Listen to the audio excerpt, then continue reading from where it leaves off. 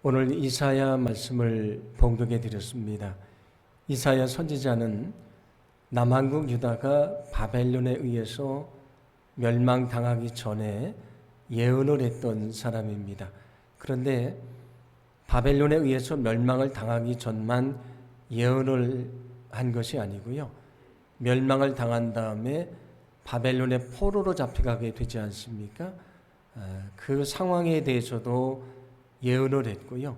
나중에 그들이 고향으로 돌아오게 되는데 그 돌아오는 상황에 대해서도 예언을 했습니다. 이런 긴 역사에 대한 예언을 했던 사람이 이사야 선지자입니다. 제가 여러분에게 성경 본문을 제공을 할 때는 예배 때 봉독할 말씀만이 아니고 바로로 해서 전체 말씀을 여러분에게 제공을 합니다. 왜냐하면 성경 말씀은 한 부분만이 아니고 더 넓은 말씀 속에서 바라봐야 그 말씀을 더 잘 이해를 할 수가 있기 때문입니다. 오늘 여러분에게 봉독해 드린 말씀은 이사야 64장 8절과 9절 말씀입니다마는 오늘 주보를 보시면 괄호에 전체 말씀을 제공해 드렸습니다. 오늘 전체 말씀은 이사야 63장 15절 말씀부터 64장 12절 말씀까지의 긴 말씀입니다. 이 말씀은 어떤 말씀이냐면 이사야 선지자가 유다 백성들을 위해 드리는 중보 기도입니다. 이사야의 기도인데 오늘 이 기도의 말씀을 통해서 은혜를 좀 나누어 보려고 합니다. 오늘 이사야 선지자는 지금 유다 백성들이 처해 있는 너무도 안타깝고 절망스러운 상황을 이야기를 합니다. 오늘 64장 5절 말씀인데 한 목소리로 봉독합니다. 주께서 기쁘게 공의를 행하는 자와 주의 길에서 주를 기억하는 자를 선대하시거늘 우리가 범죄함으로 주께서 진노하셨사오며 이 현상이 이미 오래되었사오니 우리가 어찌 구원을 얻을 수 있으리이까. 아멘. 우리가 범죄함으로 하나님이 진노하셨다 말씀을 합니다. 우리는 범죄했고 하나님은 진노를 했습니다. 마치 만성병을 앓고 있는 사람처럼 이미 그것이 오래됐다 그렇게 이야기를 합니다. 이제 그들은 심판을 받고요 멸망당할 수밖에 없다는 이야기지 않습니까? 오늘 봉독한 말씀 앞에 있는 6절과 7절 말씀 보시면 또 뭐라고 말씀하냐면 유다 백성들은 더러운 옷처럼 부정해졌다 그렇게 얘기를 합니다. 옷이 더러워진 것처럼 그들이 죄악에 빠져 있다 그런 말씀이고요. 바람이 불면 낙엽이 날아가지 않습니까? 그런 것처럼 지금 유다 백성들은 바람이 불면 날아가는 낙엽처럼 멸망을 향해 날아가고 있다 그렇게 얘기를 합니다. 자, 그런데도 그들은 주님의 이름을 부르지 않는다. 그들은 주님을 붙잡지도 않는다 그렇게 이야기를 합니다. 오늘 봉독한 말씀 뒤에 나오는 10절과 11절 말씀을 보시면 이런 상황을 얘기합니다. 하나님의 성전은 불탔고 예루살렘 성은 황폐해졌으며 그들이 살아가는 땅은 마치 광야와도 같이 됐다 그렇게 이야기를 합니다. 이것은 바벨론에 의해서 유다 민족이 멸망당할 상황을 말씀하는 것인데 그때 어떻게 됐습니까? 성전이 불타고 무너졌습니다. 예루살렘 성벽도 역시 무너지게 됐습니다. 그들이 살아가는 땅이 다 황폐해지고 말았지 않았습니까? 그런 상황을 말씀하는 것입니다. 이제 그들은 심판을 직면해 있습니다. 전혀 희망이 보이지 않습니다. 멸망할 수밖에 없는 것입니다. 그때 오늘 이사야 선지자가 유다 민족을 위해서 간절히 기도를 합니다. 기도할 때에 하나님이 어떤 분이신지를 그가 고백합니다. 그러면서 그 하나님을 의지하고 그 하나님이 우리를 구원해 달라고, 이 민족을 살려 달라고 그런 간절히 기도를 합니다. 오늘 그가 하나님에 대해서 몇 가지로 고백을 하는데 오늘 그 고백을 통해서 은혜를 좀 나누어 보려고 합니다. 오늘 8절 전반절 말씀 보시면 이렇게 말씀을 하는데 함께 봉독합니다. 그러나 여호와여 이제 주는 우리 아버지시니이다. 아멘. 하나님은 이제 우리 아버지가 되십니다. 그렇게 고백을 합니다. 이사야 선지자의 고백처럼 하나님은 우리의 아버지가 되신다는 사실을 믿으시기 바랍니다. 바로 저와 여러분, 나의 아버지가 되시는 분이 하나님이십니다. 하나님은 나의 아버지가 되시는 분이십니다. 그래서 예수님도 하나님을 아버지라고 부르셨습니다.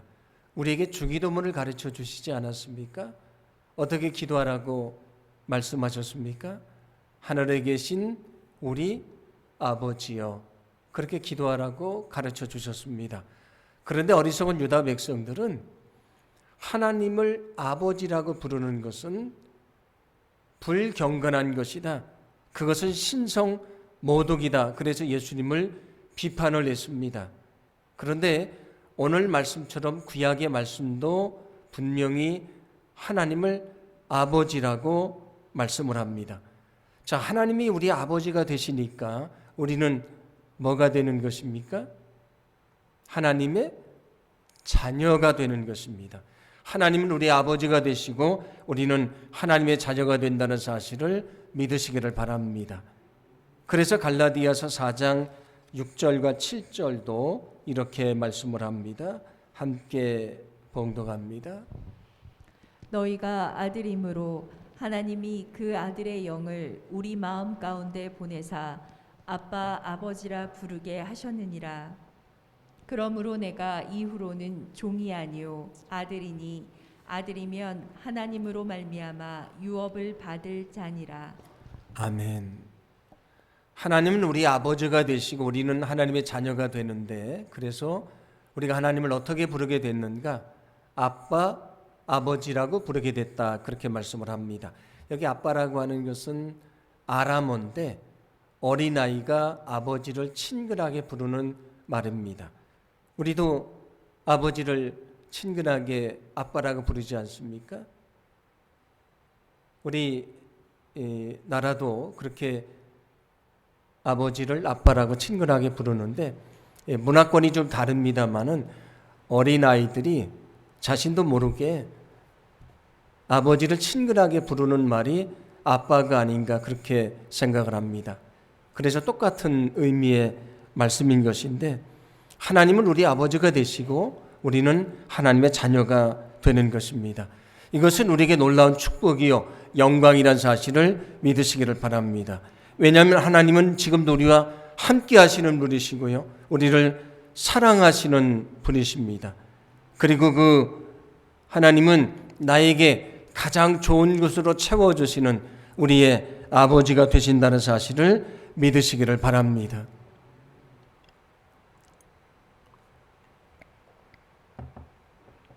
저의 개인적인 얘기를 좀 말씀드리면 저희 아버님은 아주 무뚝뚝하시고 좀 무서우신 그런 분이었습니다. 그래서 아까 어린아이가 아버지를 아빠라고 불렀다 말씀을 드렸는데 저는 제 어릴 적 기억 속에 아버님을 아빠라고 친근하게 불러본 기억이 거의 없습니다. 사실은 제가 생각이 나지 않습니다. 아버지는 굉장히 무뚝뚝하시고 또 무서운 그런 분이셨습니다. 시골 동네에 있는 정미소를 인수를 해서 운영을 하셨는데 물론 돈이 없으시니까 빚을 얻어서 시작을 하셨습니다. 그런데 정미소 운영이 좀 어려워지게 됐고요. 결국은 문을 닫게 됐습니다. 흔히 말하는 대로 부도가 나게 된 것인데 그 시간이 얼마나 어려우셨을까요? 그 힘든 시간을 견디기 어려우셨던 아버님은 스스로 죽음을 선택을 하십니다. 그게 제가 초등학교 4학년 때였습니다. 저희 집은 빚더미에 앉게 됐고요. 40대 초반이었던 어머님은 5남매를 홀로 키우셔야만 했습니다. 그때부터 우리 가족은 가난하고 어려운 시간을 보내야만 했습니다. 사춘기에 접어들면서 혼자 힘들다고 우리를 두고 떠나가신 아버지를 많이 미워했습니다. 아버지를 많이 원망을 했습니다. 그래서 제게 아버지라고 하는 것은 미움과 원망의 이름이 되어버리고 말았습니다. 그래서 제가 사춘기 때 이런 생각을 했습니다. 나는 커도 결혼을 하지 않겠다. 내가 결혼을 하면 자녀를 낳게 될 것인데 그러면 내게 미움과 원망의 이름인 아버지가 되는 것이지 않습니까? 그래서 나는 아버지가 되기 싫다는 마음을 갖기도 했습니다. 시간이 지나갔고 아버지라고 하는 이름은 제게서 이제는 낯설고 잊혀진 이름이 되고 말았습니다. 고등학교 1학년 때 교회에 처음 나가게 되는데 그때 저는 이제 제게는 잊혀졌고 낯선 이름이 됐으며 때로는 미움과 원망의 이름이었던 아버지를 다시 듣게 됩니다. 하나님 아버지, 하나님을 아버지라고 불렀습니다. 저는 하나님이 너무 좋았습니다. 그러나 하나님을 아버지라고 부르기는 쉽지 않았습니다. 하나님은 너무 좋은데 제게 그렇게 미움의 이름이었고 원망의 이름이었던 그 아버지를 붙여서 하나님을 부른다는 것은 쉽지 않았습니다. 그래서 저는 하나님을 아버지라고 부르기를 주저를 할 수밖에 없었습니다. 여름에 산상 집회를 갔는데 예배를 끝나고 사람들이 산으로 막 올라갑니다. 그게 뭔지도 모르고 쫓아갔는데 산기도를 가는 것입니다. 깊은 산속에 저 혼자 있는 그 자리에서 저는 거기서 제게 그렇게 잊혀진 이름, 낯선 이름이 된 그 이름, 때로는 미움의 이름이었고 원망의 이름이었던 아버지를 붙여서 하나님을 불러봤습니다. 하나님 아버지, 하나님 아버지. 어린 저는 그날 밤 얼마나 많이 울었는지 모릅니다. 그날 밤 저는 참 많이 울었습니다. 이제 더 이상 아버지는 제게 미움이나 원망의 이름이 아니었습니다.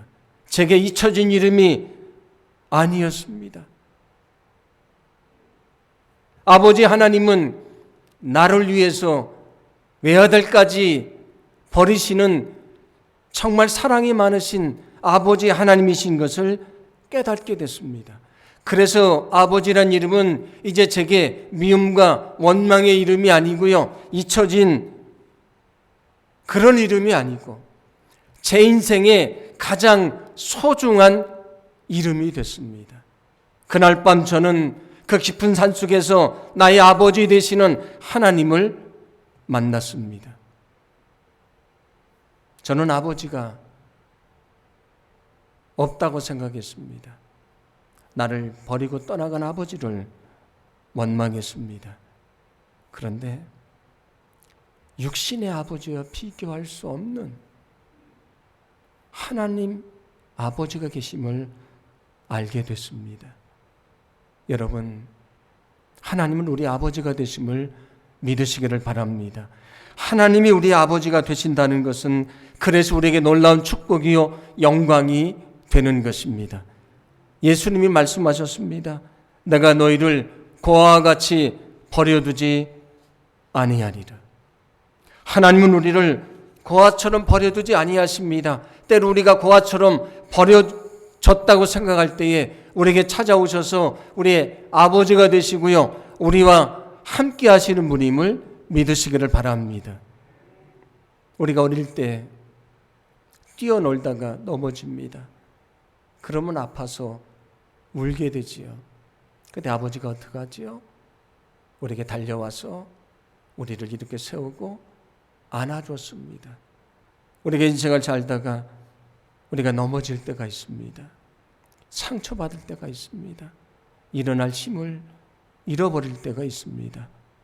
그때 아버지 되신 하나님이 그 어릴 적 그 아버지처럼 우리에게 달려오셔서 우리에게 손을 내미시고요. 우리를 이렇게 세워주시고 인생의 어려움 이기게 하시고 우리가 믿음으로 승리할 수 있도록 역사해 주실 줄로 믿습니다. 하나님은 우리 아버지가 되시는 분이십니다. 아버지가 되시는 그 주님의 손을 잡고 일생 동안 믿음 안에 살아가는 저와 여러분의 삶이 되기를 간절히 소망합니다. 오늘 8절 후반절은 이렇게 말씀합니다. 함께 봉독합니다. 우리는 진흙이요 주는 토기장이시니 우리는 다 주의 손으로 지으신 것이니이다. 아멘. 우리는 진흙이고 주는 토기장이가 되십니다. 흙으로 그릇을 만드는 사람을 토기장이라고 이야기를 합니다. 그런데 창세기를 보면 하나님이 우리를 뭐로 만들었다고 말씀을 하죠? 흙으로 만드셨다고 말씀을 합니다. 그래서 성경은 하나님에 대해서 토기장이다 그렇게 말씀을 합니다. 오늘 성경도 하나님은 우리를 흙으로 빚어서 만드신 토기장이가 되신다 그렇게 말씀을 합니다. 우리가 인생을 살아가면서 우리 자신에 대해서 불만을 느낄 때가 있지 않습니까? 내가 더 좋은 환경에서 태어났더라면 좋았을 것을. 저도 어렸을 때 그런 생각을 한 적이 많이 있습니다. 내가 더 멋진 외모를 가지고 태어났으면 더 좋았을 것을. 그런 생각도 해보지 않습니까? 또 이런 마음이 들 때도 있습니다. 내가 더 능력 있는 사람이라면 얼마나 좋았을까? 사실 제가 목회를 하면서 하나님에게 그런 질문을 던진 적도 있습니다. 사실 제가 어렸을 때부터 굉장히 내성적이고 사람들 앞에 서면 얼굴을 들지도 못하는 사람이었습니다. 가게에 가서 물건 하나도 사지 못하는 아주 극심하게 말을 더듬는 그런 아이였습니다. 항상 구석에만 앉아있던 그런 아이였는데 제가 목사가 되고 나니까 사람들 앞에서 설교를 해야 되는데 이게 참 어려웠습니다. 근데 하나님에게 이렇게 말한 적이 있습니다. 하나님, 저를 불러서 목사로 세우시려면 그래도 말도 좀 잘하고 제게 더 큰 능력을 주시면 얼마나 좋습니까? 그런데 저를 왜 이렇게 연약하고 이렇게 부족하게 만드셨습니까? 질문한 적이 있습니다. 우리도 하나님에게 질문을 하지요. 왜 나를 이렇게 연약하고 초라하게 만드셨습니까? 요한복음 9장을 보시면 거기 태어나면서부터 맹인으로 태어났고요. 구걸을 하며 살던 한 사람에 대한 이야기가 나옵니다. 그는 아마도 자신의 모습을 보면서 하나님을 원망했을 것입니다. 하나님 나를 왜 맹인으로 태어나게 하셨습니까? 왜 나를 이렇게 매일매일 구걸하는 가난한 자로 살게 하셨습니까? 사람들이 나를 멸시합니다. 왜 나를 멸시받게 만드셨습니까? 사람들도 그렇게 생각을 했습니다. 저가 죄 때문에 하나님에게 버림을 받아서 맹인으로 태어난 것이다. 그리고 그를 멸시를 합니다. 그래서 제자들이 예수님에게 질문하지 않습니까? 저가 맹인으로 태어난 것이 누구의 죄 때문입니까? 저의 죄 때문입니까? 저의 부모의 죄 때문입니까? 그때 예수님은 제자들에게 아주 놀라운 말씀을 들려주십니다. 요한복음 9장 3절 말씀인데 함께 봉독합니다. 예수께서 대답하시되 이 사람이나 그 부모의 죄로 인한 것이 아니라 그에게서 하나님이 하시는 일을 나타내고자 하심이라. 아멘. 그가 맹인으로 태어난 것은 저의 죄 때문이 아니다. 부모의 죄 때문도 아니다. 저가 맹인으로 태어난 것은 하나님이 하시는 일을 나타내려 하심이라고 말씀하지 않습니까? 그리고 땅에 침을 뱉으시고 흙을 이겨서 그의 눈에 바르십니다. 그리고 실로암 연못에 가서 씻으라고 말씀을 하시죠. 그런 순종을 했고요. 눈을 뜨게 되었다고 성경은 말씀을 합니다. 맹인은 생각합니다. 나는 버림받은 존재로 세상에 태어났다. 사람들이 말합니다. 저는 하나님이 버린 존재로 세상에 태어났다. 그런데 주님은 말씀하십니다. 아니라고 말씀합니다. 저가 맹인으로 태어난 것은 하나님이 하시고자 하는 일, 하나님의 영광을 드러내려고 하기 위함이라고 말씀해 주셨습니다. 그는 눈을 뜨게 됐고요. 하나님의 영광을 드러내는 사람이 되었습니다. 토기장이가 그릇을 만듭니다. 아주 정성스럽게 아름답게 만듭니다. 하나님 우리를 흙으로 만드셨습니다. 어떻게 만들었을까요? 우리를 가장 존귀하게 만들어 주셨다는 사실을 믿으시기를 바랍니다. 토기장이가 그릇을 만드는데 똑같은 그릇을 만드는 것이 아닙니다. 다양한 모양의 그릇을 만들게 되지요. 왜 그렇습니까? 그 그릇이 각자 다른 곳에서 쓰임받기 위함이지 않습니까? 하나님이 우리를 다 다른 모습으로 만드셨습니다. 아까 2부 때 부른 찬양 중에 토기장이라고 하는 찬양이 있었는데 그 찬양을 보니까 우리 지문도 다 다르게 만드셨다는 가사가 나옵니다. 우리 지문이 다 다르지 않습니까? 다 다르게 만드셨습니다. 왜 우리를 다 다르게 만드셨는가? 그것은 우리가 필요한 자리가 있고요. 그 자리에서 하나님의 영광을 드러내도록 쓰임받도록 우리를 만드셨다는 사실을 믿으시기를 바랍니다. 그러므로 세상에 무가치하게 태어난 사람은 아무도 없습니다. 왜냐하면 하나님이 우리를 존귀하게 만드셨기 때문입니다. 우리를 존귀하게 만드셨기 때문에 우리를 위대하게 사용해 주실 줄로 믿습니다. 하나님은 우리를 존귀하게 만드시고 위대하게 사용하시는 토기장이가 되신다는 사실을 믿으시기를 바랍니다. 예레미야 30장 19절 말씀을 보시면 멸망을 당한 유다 백성들이 고향으로 돌아올 것을 이야기하면서 이런 말씀을 들려줍니다. 예레미야 30장 19절 말씀을 함께 봉독합니다. 그들에게서 감사하는 소리가 나오고 즐거워하는 자들의 소리가 나오리라. 내가 그들을 번성하게 하리니 그들의 수가 줄어들지 아니하겠고 내가 그들을 존귀하게 하리니 그들은 비천하여지지 아니하리라. 아멘. 내가 그들을 다시 번성하게 할 것이다. 내가 그들을 존귀하게 할 것이다. 그들이 다시 비천해지지 않을 것이라고 말씀해 주고 있습니다. 우리가 우리 자신에 대해서 내가 너무 연약하다. 내가 너무 무능하다. 내게는 별 희망이 없다. 그렇게 자신에 대해 생각할 때가 있지 않습니까? 제가 오랜 동안 치료를 받으면서 하나님에게 이런 질문을 던졌습니다. 제가 가장 힘있게 사역을 할 그런 때인데 왜 하나님 저를 이렇게 병약하게 만드셨습니까? 제가 저기 앉아 있다가 몇 계단을 걸어서 강단에 서는 것도 사실은 쉽지 않습니다.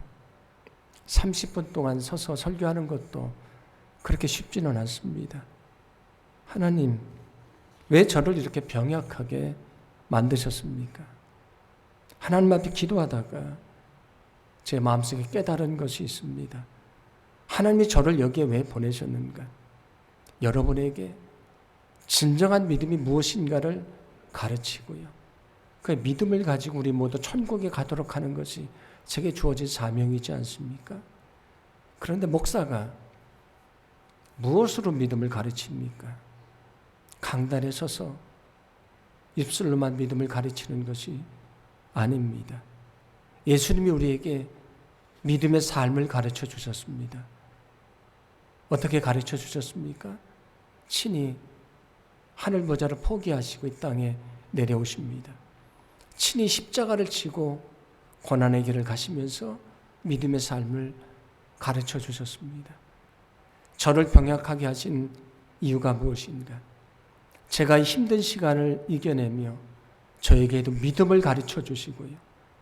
그리고 저의 삶을 통해서도 우리 성도들에게 믿음을 가르치라고 제게 연약한 모습을 주셨다는 사실을 제가 깨닫게 됐습니다. 이 연약한 몸을 통해서도 하나님이 무엇인가 계획하신 것이 있고 이루고자 하시는 하나님의 뜻이 있다는 사실을 알게 됐습니다. 때로 우리 자신에 대해서 우리가 너무 연약하다고 느낄 때가 있습니다. 그러나 그렇지 않습니다. 하나님은 우리를 존귀하게 만들으셨고요. 그래서 우리를 가장 위대하게 사용해 주실 줄로 믿습니다. 그러므로 여러분이 어떤 상황 속에 있든지 끝까지 주님을 신뢰하고 의지하기를 간절히 소망합니다. 우리가 끝까지 주님을 신뢰하고 의지할 때에 나를 존귀하게 만들어 주셨으니 나를 위대하게 사용해 주실 것입니다. 그래서 우리의 삶을 통해서 하나님의 살아계심의 능력을 나타낼 수 있도록 역사해 주실 줄로 믿습니다. 오늘 9절은 이렇게 말씀합니다. 함께 봉독합니다. 여호와여 너무 분노하지 마시오며 죄악을 영원히 기억하지 마시옵소서. 구하오니 보시옵소서 보시옵소서. 우리는 다 주의 백성이니이다. 아멘. 하나님 우리를 다 하나님의 백성입니다. 우리가 하나님의 백성이니까 하나님은 우리의 뭐가 되시는 분이십니까? 우리의 왕이 되시는 분이십니다. 여러분, 하나님은 나의 능력의 왕이 되신다는 사실을 믿으시기를 바랍니다. 하나님이 나의 능력의 왕이 되신다는 것은 무엇입니까? 그 강한 능력으로 나를 지배하시고요, 내가 어떤 어려움 속에 있든지 능력의 소리로 나를 구원하신다고 하는 약속의 말씀이지 않습니까? 그래서 성경은 이렇게 말씀합니다. 시편 5편 2절인데 함께 봉독합니다. 나의 왕 나의 하나님이여 내가 부르짖는 소리를 들으소서. 내가 주께 기도하나이다. 아멘. 하나님은 나의 능력의 왕이 되시는 분이십니다. 내가 세상 삶에 지치고 연약할 때에 나를 외면하지 않으시고 내게 능력의 손을 베푸시고 거기서 나를 구원해내시는 능력의 왕이 되시는 분이십니다. 때로 우리가 지치고 연약할 때가 많습니다. 그러나 나는 연약하지만 하나님은 능력의 왕이십니다. 그 능력을 내게 베푸시고요, 나를 다시 이렇게 세워주실 줄로 믿습니다. 만약에 어떤 분이 여러분에게 당신에게 하나님은 어떤 분이십니까? 그렇게 질문을 하면 무엇이라고 대답을 하시겠습니까? 오늘 이사야 선지자는 말합니다. 하나님은 나의 아버지가 되시는 분이십니다. 하나님은 나를 존귀하게 만드시고 위대하게 사용하시는 토기장이가 되시는 분이십니다. 하나님은 나의 능력의 왕이 되시는 분이십니다. 이사야 선지자가 배워서 그 하나님을 알게 된 것이 아닙니다. 그에게도 많은 어려움의 시간들이 있었습니다.